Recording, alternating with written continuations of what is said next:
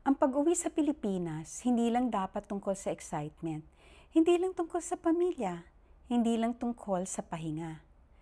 Dapat may direksyon, dapat may plano, dapat may kasiguruhan kung ano ang aasahan mo paglapag mo dito.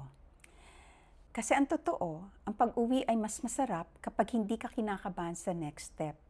Maraming OFW ang umuwi na may ipon, bahay, sasakyan.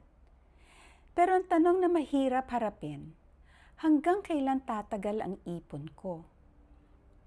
Kasi ang ipon nauubos at ang gastos dito sa Pilipinas hindi natutulog. Kaya dapat hindi tumitigil ang kita. Dapat may daloy. Dapat may backup plan. Kahit pa excited ka nang umuwi.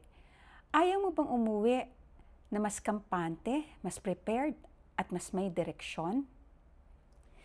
Ito ang gusto kong malaman mo.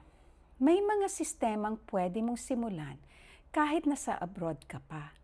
Hindi mo kailangan ng physical na pwesto, stocks, tauhan, o malaking puhunan.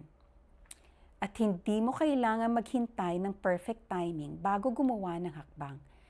Pwede kang magsimula kahit malayo ka, basta tama ang sistema.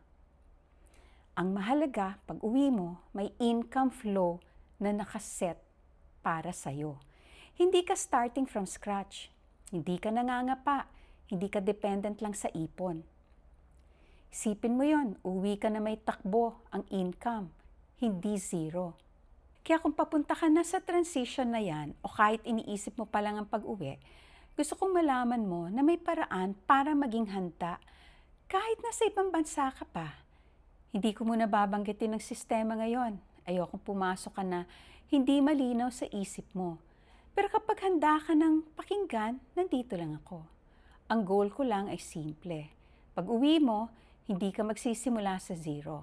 May direksyon ka, may kita kang pwedeng lumago, at may peace of mind ka na mas importante sa lahat.